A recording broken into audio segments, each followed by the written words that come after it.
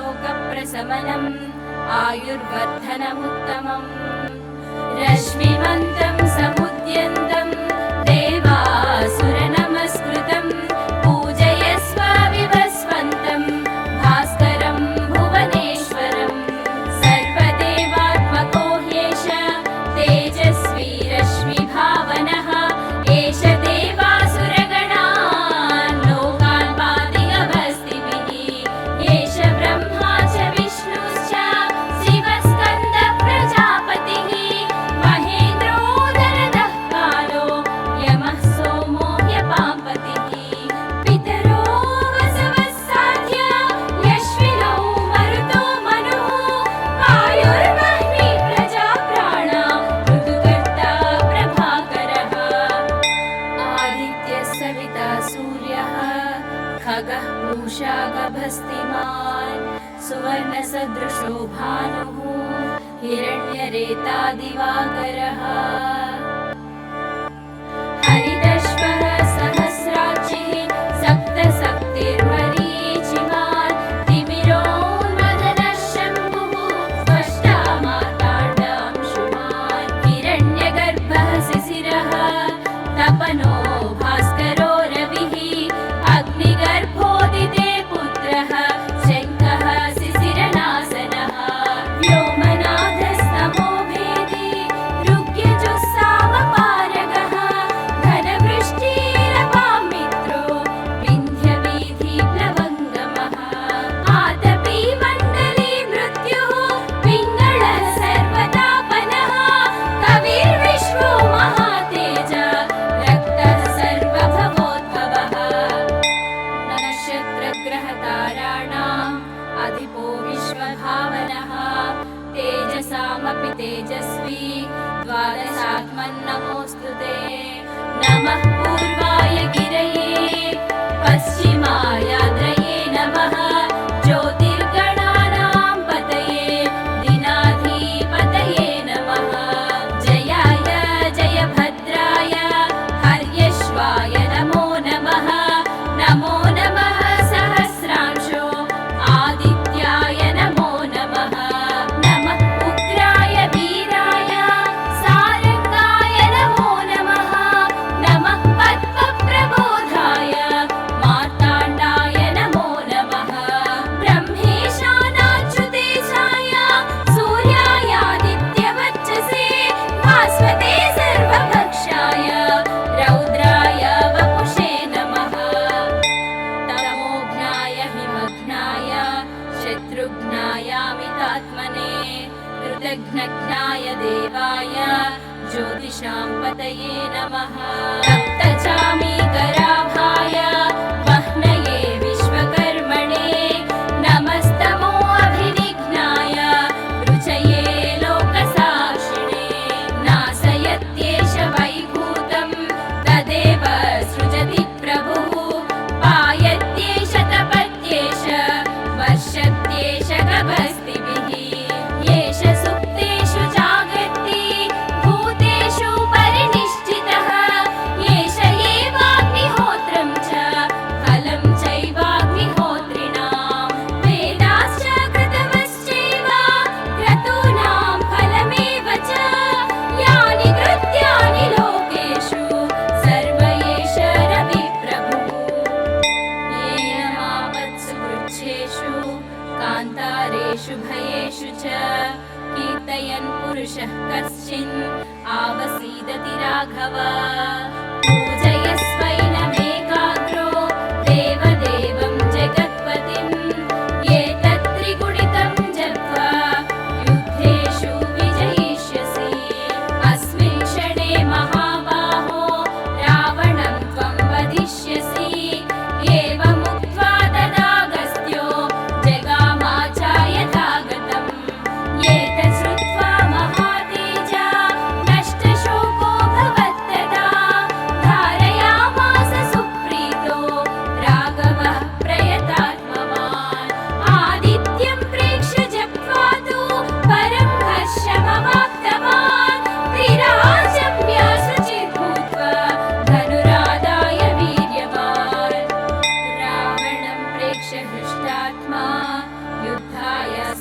समागमत् सर्वयत्नेन महता वधे तस्य द्रुतोऽभवत् अथ रविरवदन् निरीक्ष्य रामम्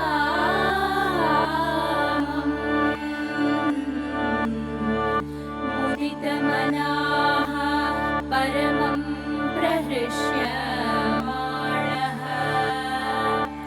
निशिचरपति संशयं विदित्वा सुरगण मध्यगतो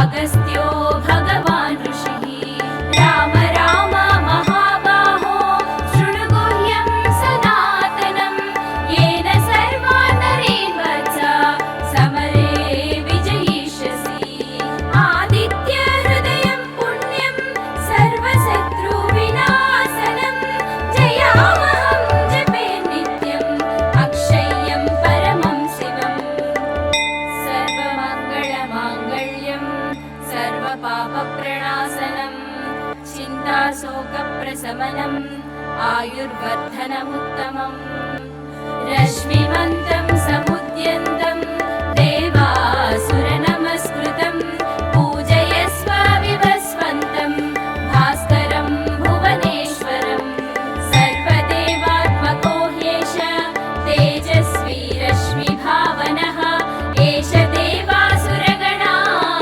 लोकान् पातिगभस्तिभिः एष ब्रह्मा च विष्णुश्च शिवस्कन्दः प्रजापतिः महेन्द्रोदरदः कालो यमः सोमो ह्यपाम्पतिः पितरो वसवः साध्य यश्विनौ मरुतो मनुः वायुर्वह्निः प्रजाप्राणा ऋतुकर्ता प्रभाकरः आदित्यः सविता सूर्यः खगः पूषा गभस्तिमान् सुवर्णसदृशो भानुः हिरण्यरेता दिवाकरः हरिदश्वः सहस्राक्षिः सप्तशक्तिर्मरीचिमान् तिमिरोन्मदनः शम्भुः स्पष्टा मार्ताण्डांशुमान् हिरण्यगर्भः शिशिरः तपनो भास्करो रविः अग्निगर्भोदिते पुत्रः शङ्खः शिशिरनाशनः व्योमनाथस्तमो भेदी ऋग्यजुस्सामपारगः घनवृष्टिरपां मित्रो विन्ध्यवीथिप्लवङ्गमः आतपी मण्डली मृत्युः पिङ्गळः सर्वतापनः कविर्विश्वो महातेज रक्तः सर्वभवोद्भवः नक्षत्रग्रहताराणाम् अधिपो विश्वभावनः तेजसामपि तेजस्वी द्वादशात्मन्नमोऽस्तु ते नमः पूर्वाय गिरये पश्चिमायाद्रये नमः ज्योतिर्गणानां पतये दिनाधिपतये नमः जयाय जयभद्राय हर्यश्वाय नमो नमः नमो नमः सहस्रांशो आदित्याय नमो नमः नमः उग्राय वीराय सारंगाय नमो नमः नमः पद्मप्रबोधाय मार्ताण्डाय नमो नमः ब्रह्मेशानाच्युतेशाय सूर्यायादित्यवच्चसे भास्वते सर्वभक्षाय रौद्राय वपुषे नमः तमोघ्नाय हिमघ्नाय शत्रुघ्नायामितात्मने कृतघ्नघ्नाय देवाय ज्योतिषां पतये नमः तप्तचामीकराभाय वह्नये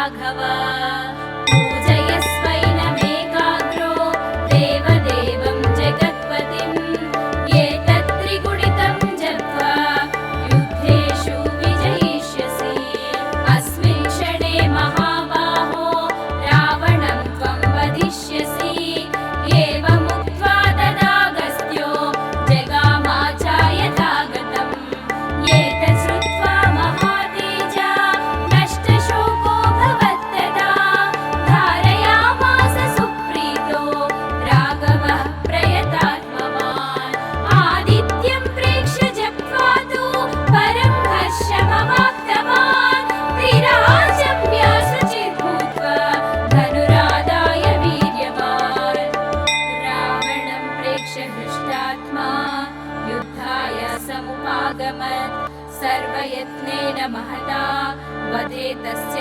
द्रुतोऽभवत् अथ रविरवदन् निरीक्ष्य रामम् मुदितमनाः परमं प्रहृष्यमाणः निशिचरपति संशयं विदित्वा सुरगण मध्यगतो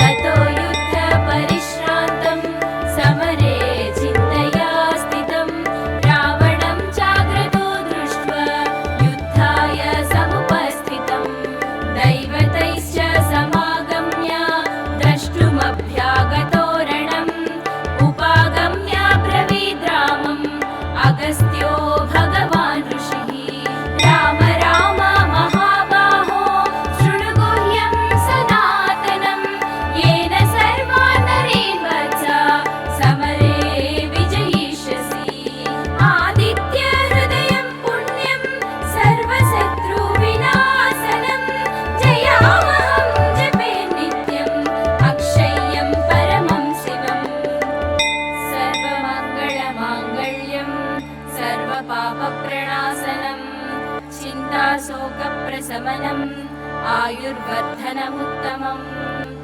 रश्मिमन्तं समुद्यन्तं देवासुरनमस्कृतं पूजयस्व विवस्वन्तं भास्करं भुवनेश्वरं सर्वदेवात्मको ह्येष तेजस्वी रश्मिभावनः एष देवासुरगणान् लोकान् पाति अवस्थिभिः एष ब्रह्मा च विष्णुश्च शिवस्कन्दः प्रजापतिः महेन्द्रोदरदः कालो यमः सोमो ह्यपाम्पतिः पितरो वसवः साध्य यश्विनौ मरुतो मनुः वायुर्वह्नि प्रजा प्राणा ऋतुकर्ता प्रभाकरः आदित्यः सविता सूर्यः खगः पूषा गभस्तिमान् सुवर्णसदृशो भानुः हिरण्यरेता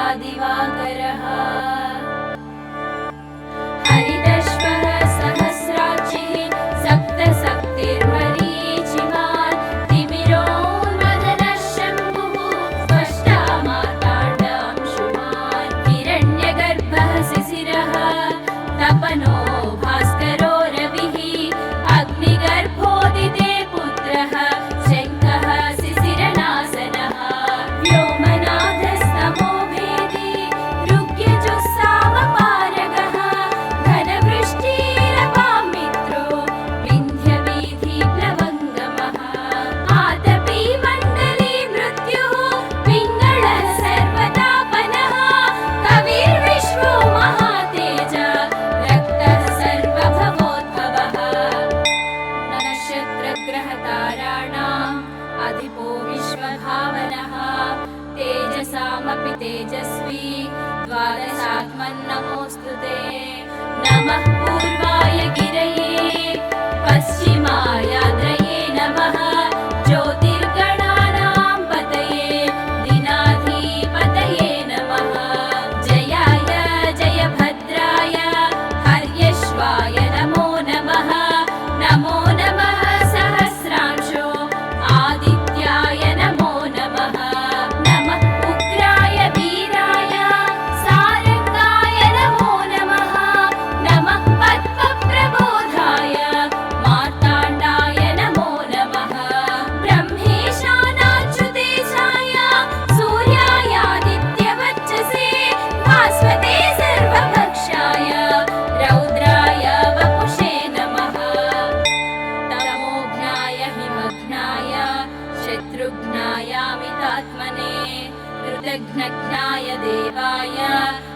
ज्योतिषां पतये नमः।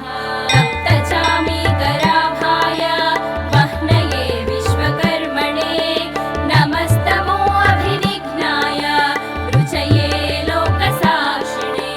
नासयत्येष वैभूतं तदेव सृजति प्रभुः।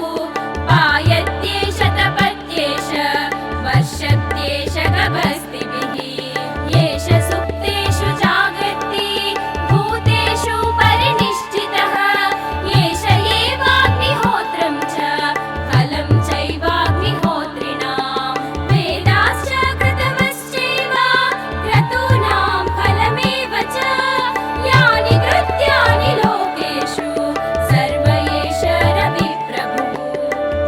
येन मापत्सु कृच्छ्रेषु कान्तारेषु भयेषु च कीर्तयन् पुरुषः कश्चिन् आवसीदति राघव। पूजयस्वैनमेकाग्रो देवदेवं जगत्पतिम्। एतत्त्रिगुणितं जप्त्वा युद्धेषु विजयिष्यसि। अस्मिन् क्षणे महाबाहो रावणं त्वं वधिष्यसि। एवमुक्त्वा तदागस्त्यो जगामाचार्यथागतम्। एतत् श्रुत्वा महातेजा नष्टशोको भवत्तदा। धारयामास सुप्रीतो राघवः प्रयतात्मवान्। आदित्यं प्रेक्ष्य जप्त्वा तु परं हर्षमवाप्तवान्। त्रिराजम्य शुचिर्भूत्वा धनुरादाय वीर्यवान्। रावणं प्रेक्ष्य हृष्टात्मा युद्धाय समुपागमत्। सर्वयत्नेन महता वधे तस्य द्रुतोऽभवत्। अथ रविरवदन् निरीक्ष्य रामम्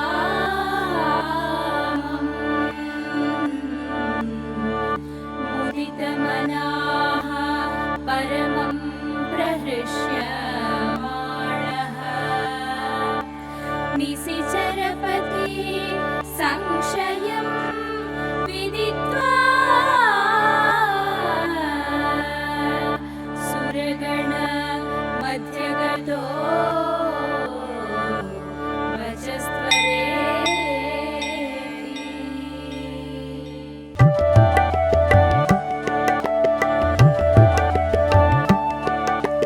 ततो युद्धपरिश्रान्तं समरे चिन्तया स्थितं।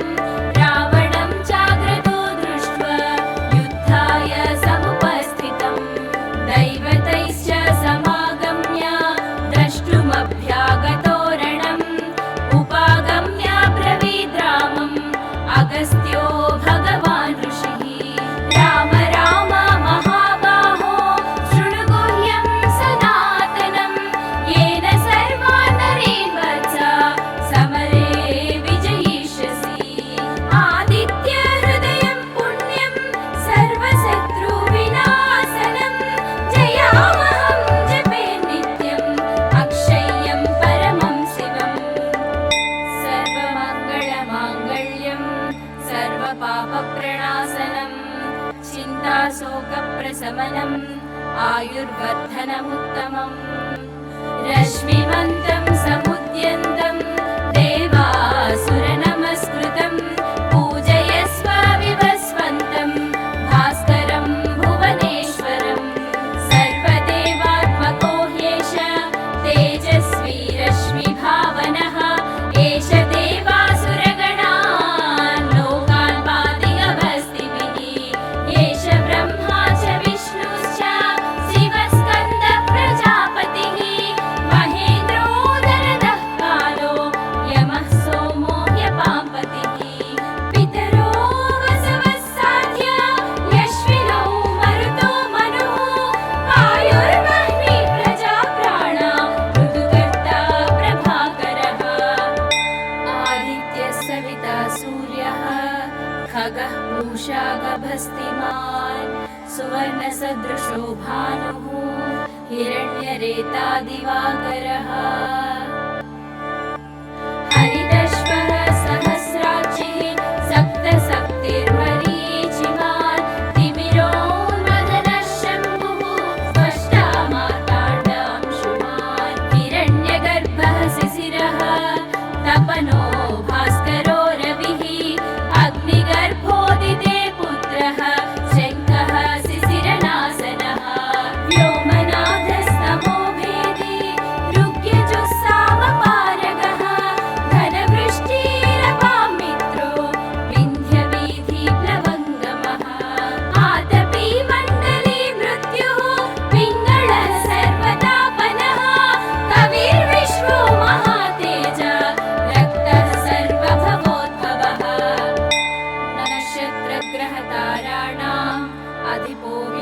महावनः तेजसामपि तेजस्वी द्वादशात्मन्नमोऽस्तु ते। नमः पूर्वाय गिरये पश्चिमायाद्रये नमः ज्योतिर्गणानां पतये दिनाधिपतये नमः।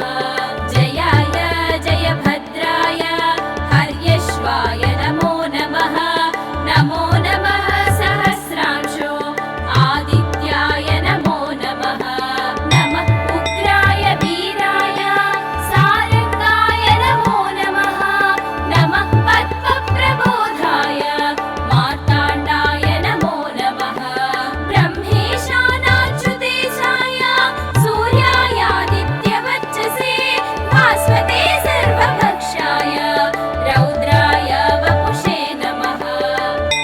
तमोघ्नाय हिमघ्नाय शत्रुघ्नायामितात्मने कृतघ्नघ्नाय देवाय ज्योतिषां पतये नमः। रक्तचामीकराभाय वह्नये विश्वकर्मणे नमस्तमो अभिनिघ्नाय रुचये लोकसाक्षिणे।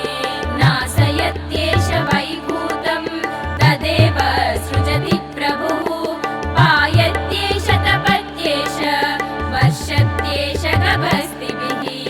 येष सुप्तेषु जागर्ति भूतेषु परिनिष्ठितः येष एवाग्निहोत्रं च फलं चैवाग्निहोत्रिणां। वेदाश्च कृतवश्चैव क्रतूनां फलमेव च यानि कृत्यानि लोकेषु सर्व एष रविप्रभुः। येन मावत्सु वृक्षेषु कान्तारेषु भयेषु च कीर्तयन् पुरुषः कश्चिन् आवसीदति राघव। पूजयस्वैनमेकाग्रो देवदेवं जगत्पतिं एतत् त्रिगुणितं जप्त्वा युद्धेषु विजयिष्यसि। अस्मिन् क्षणे महाबाहो रावणं त्वं वधिष्यसि। एवमुक्त्वा तदागस्त्यो जगामाचार्यथागतम्। एतत् श्रुत्वा महातेजा नष्टशोको भवत्तदा धारयामास सुप्रीतो राघवः प्रयतात्मवान्। आदित्यं प्रेक्ष्य जप्त्वा तु परं हर्षमवाप्तवान्। त्रिराजम्य शुचिर्भूत्वा धनुरादाय वीर्यवान्। रावणं प्रेक्ष्य हृष्टात्मा युद्धाय समुपागमत्। सर्वयत्नेन महता वधे तस्य द्रुतोऽभवत्। अथ रविरवदन् निरीक्ष्य रामम् मुदितमनाः परमं प्रहृष्यमाणः। निशिचरपति संशयं विदित्वा सुरगण मध्यगतो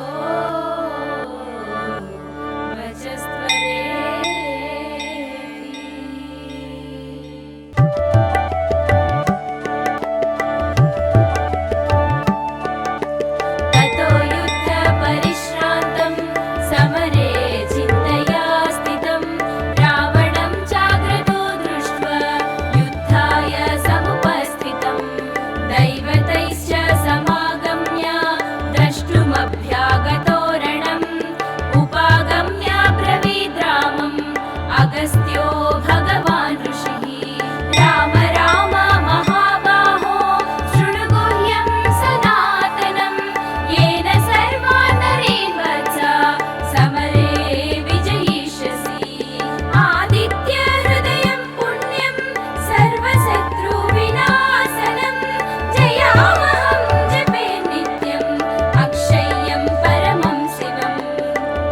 सर्वमङ्गलमाङ्गल्यं सर्वपापप्रणाशनं। चिन्ताशोकप्रशमनम् आयुर्वर्धनमुत्तमम्। रश्मिमन्तं समुद्यन्तं देवासुरनमस्कृतं पूजय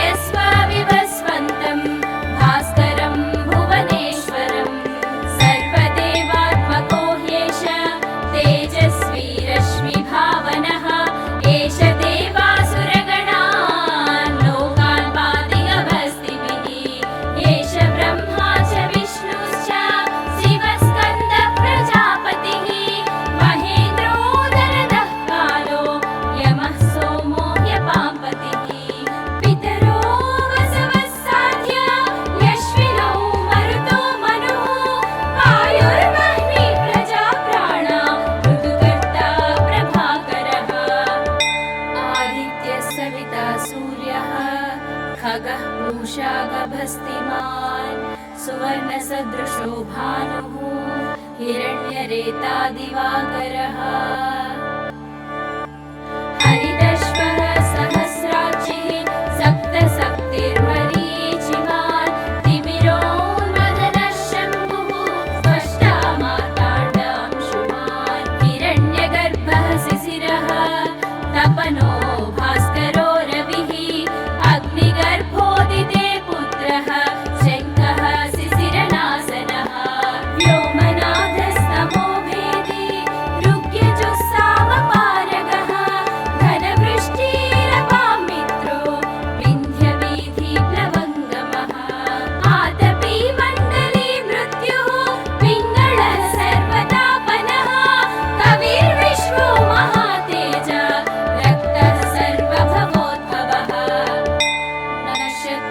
नक्षत्रग्रहताराणाम् अधिपो विश्वभावनः तेजसामपि तेजस्वी द्वादशात्मन्नमोऽस्तु ते नमः पूर्वाय गिरये पश्चिमायाद्रये नमः ज्योतिर्गणानां पतये दिनाधिपतये नमः जयाय जयभद्राय हर्यश्वाय नमो नमः नमो नमः सहस्रांशो आदित्याय नमो नमः नमः उग्राय वीराय सारंगाय नमो नमः नमः पद्मप्रबोधाय मार्ताण्डाय नमो नमः ब्रह्मेशानाच्युतेशाय सूर्यायादित्यवच्चसे भास्वते सर्वभक्षाय रौद्राय वपुषे नमः तमोघ्नाय हिमघ्नाय शत्रुघ्नायामितात्मने कृतघ्नघ्नाय देवाय ज्योतिषां पतये नमः सप्तचामीकराभाय वह्नये विश्वकर्मणे नमस्तमो अभिनिघ्नाय रुचये लोकसाक्षिणे नासयत्येष वैभूतं तदेव सृजति प्रभुः पायत्येष तपत्येष वर्षत्येष गभस्तिभिः येष सुप्तेषु जागर्ति भूतेषु परिनिष्ठितः येष एवाग्निहोत्रं च फलं चैवाग्निहोत्रिणां वेदाश्च कृतवश्चैव क्रतूनां फलमेव च यानि कृत्यानि लोकेषु सर्व एष रविप्रभुः येन मावत्सु वृक्षेषु कान्तारेषु भयेषु च कीर्तयन् पुरुषः कश्चिन् आवसीदति राघव पूजयस्वैनमेकाग्रो देवदेवं जगत्पतिं एतत्त्रिगुणितं जप्त्वा युद्धेषु विजयिष्यसि अस्मिन् क्षणे महाबाहो रावणं त्वं वधिष्यसि एवमुक्त्वा तदागस्त्यो जगामाचार्यथागतम् एतत् श्रुत्वा महातेजा नष्टशोको भवत्तदा धारयामास सुप्रीतो राघवः प्रयतात्मवान् आदित्यं प्रेक्ष्य जप्त्वा तु परं हर्षमवाप्तवान् त्रिराजम्य शुचिर्भूत्वा धनुरादाय वीर्यवान् रावणं प्रेक्ष्य हृष्टात्मा युद्धाय समुपागमत् सर्वयत्नेन महता वधे तस्य द्रुतोऽभवत् अथ रविरवदन् निरीक्ष्य रामम् मुदितमनाः परमं प्रहृष्यमाणः निशिचरपति संशयं विदित्वा सुरगण मध्यगतो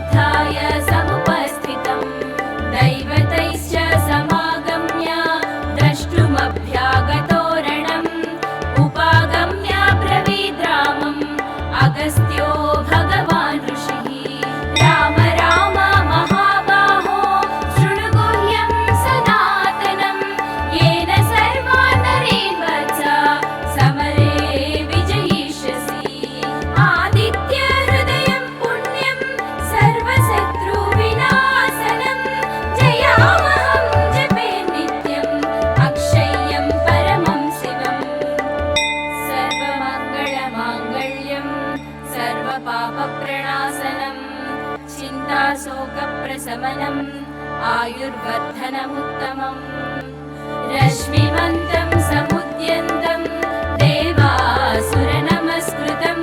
पूजयस्व विवस्वन्तं भास्करं भुवनेश्वरं सर्वदेवात्मको ह्येष तेजस्वी रश्मिभावनः एष देवासुरगणान् लोकान् पातिगभस्तिभिः एष ब्रह्मा च विष्णुश्च शिवस्कन्द प्रजापतिः महेन्द्रोदरदः कालो यमः सोमो ह्यपाम्पतिः पितरो वसवः साध्य यश्विनौ मरुतो मनुः वायुर्वह्नि प्रजाप्राणा ऋतुकर्ता प्रभाकरः आदित्यः सविता सूर्यः खगः पूषा गभस्तिमान् सुवर्णसदृशो भानुः हिरण्यरेता दिवाकरः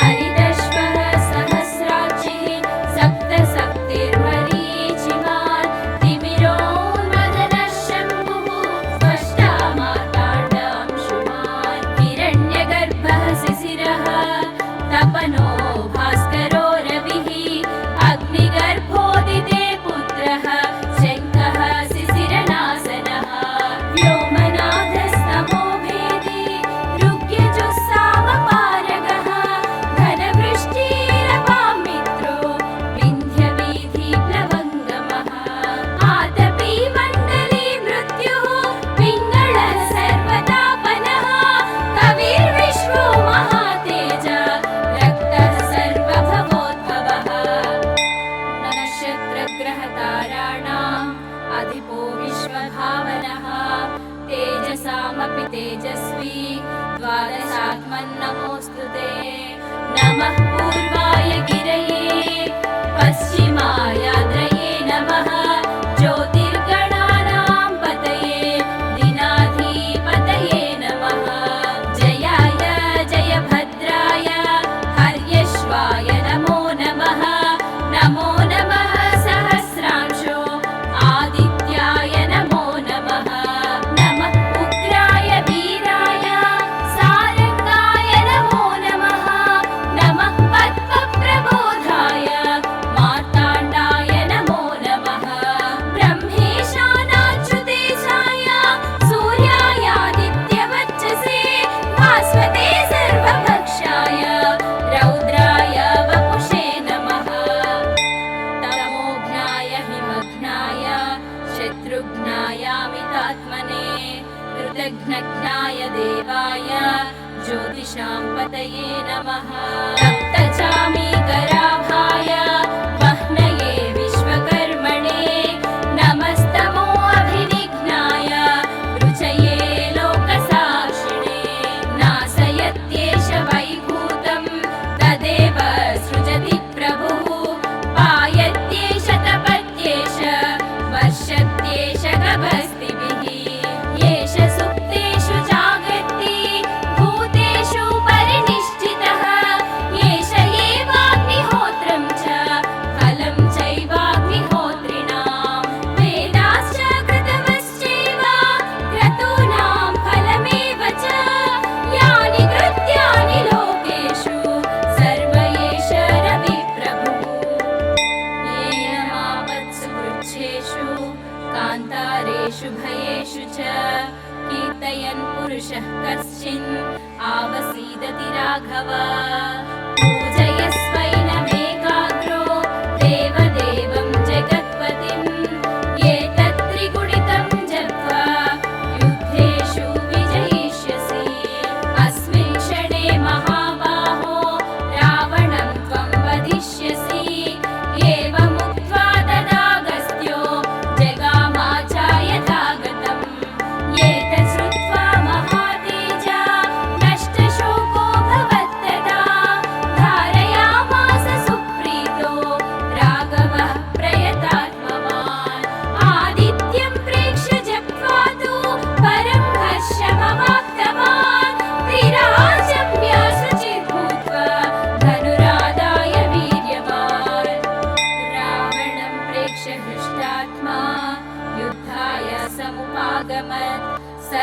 यत्नेन महता वधे तस्य द्रुतोऽभवत्। अथ रविरवदन्निरीक्ष्य रामम्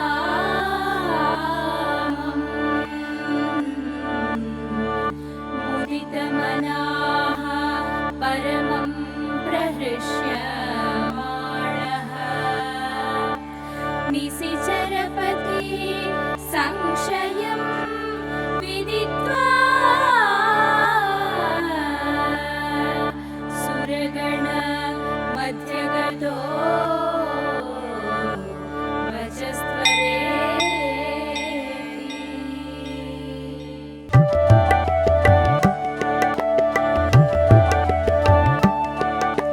ततो युद्धपरिश्रान्तं समरे चिन्तया स्थितं रावणं चाग्रतो दृष्ट्वा युद्धाय समुपस्थितं दैवतैश्च समागम्य द्रष्टुमभ्यागतो रणम् उपागम्य ब्रवीद् रामम् अगस्त्यो भगवान् ऋषिः राम राम महाबाहो शृणु गुह्यं सनातनं येन सर्वान् नरीन् वत्स समरे विजयिष्यसि आदित्य हृदयं पुण्यं सर्वशत्रुविनाशनं जयामहं जपे नित्यम् अक्षय्यं परमं शिवम् सर्वमङ्गलमाङ्गल्यं सर्वपापप्रणाशनं चिन्ताशोकप्रशमनम् आयुर्वर्धनमुत्तमम् रश्मिमन्तं समुद्यन्तं देवासुरनमस्कृतं पूजयस्व विवस्वन्तं भास्करं भुवनेश्वरं सर्वदेवात्मको ह्येष तेजस्वी रश्मिभावनः एष देवासुरगणान् लोकान् पातिगभस्तिभिः एष ब्रह्मा च विष्णुश्च शिवस्कन्दः प्रजापतिः महेन्द्रोदरदः कालो यमः सोमो ह्यपाम्पतिः पितरो वसवः साध्य यश्विनौ मरुतो मनुः वायुर्वह्निः प्रजाप्राणा ऋतुकर्ता प्रभाकरः आदित्यः सविता सूर्यः खगः पूषा गभस्तिमान् सुवर्णसदृशो भानुः हिरण्यरेता दिवाकरः हरिदश्वः सहस्राक्षिः सप्तशक्तिर्मरीचिमान् तिमिरोन्मदनः शम्भुः स्पष्टा मार्ताण्डांशुमान् हिरण्यगर्भः शिशिरः तपनो भास्करो रविः अग्निगर्भोदिते पुत्रः शङ्खः शिशिरनाशनः व्योमनाथस्तमो भेदी ऋग्यजुस्सामपारगः घनवृष्टिरपां मित्रो विन्ध्यवीथिप्लवङ्गमः आतपी मण्डली मृत्युः पिङ्गळः सर्वतापनः कविर्विश्वो महातेज रक्तः सर्वभवोद्भवः नक्षत्रग्रहताराणाम् अधिपो विश्वभावनः तेजसामपि तेजस्वी द्वादशात्मन्नमोऽस्तु ते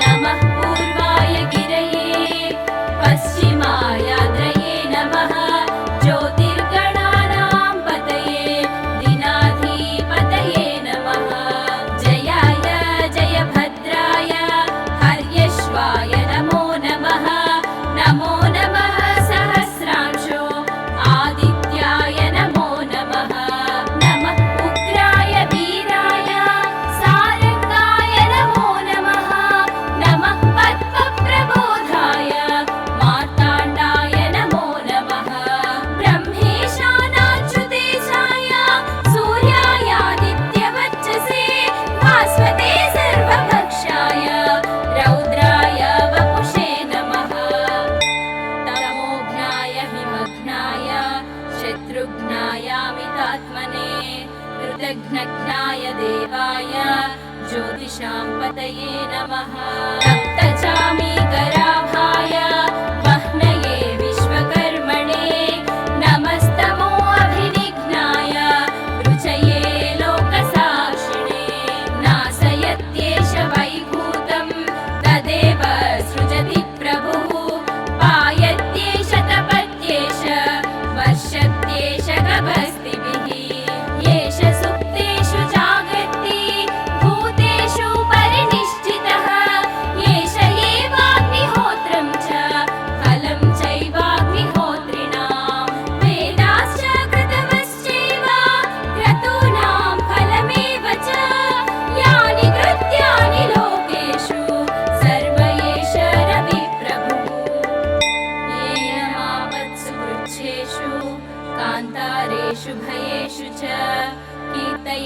पुरुषः कश्चिन् आवसीदति राघव पूजयस्वैनमेकाग्रो देवदेवं जगत्पतिम् एतत् त्रिगुणितं जप्त्वा युद्धेषु विजयिष्यसि अस्मिन् क्षणे महाबाहो रावणं त्वं वदिष्यसि एवमुक्त्वा तदागस्त्यो जगामाचार्यथागतम् एतत् श्रुत्वा महातेजा नष्टशोको भवत्तदा धारयामास सुप्रीतो राघवः प्रयतात्मवान् आदित्यं प्रेक्ष्य जप्त्वा तु परं हर्षमवाप्तवान् त्रिराजम्य शुचिर्भूत्वा धनुरादाय वीर्यवान् रावणं प्रेक्ष्य हृष्टात्मा युद्धाय समुपागमत् सर्वयत्नेन महता वधे तस्य द्रुतोऽभवत् अथ रविरवदन् निरीक्ष्य रामम् मुदितमनाः परमं प्रहृष्यमाणः निशिचरपति संशयं विदित्वा सुरगण मध्यगतो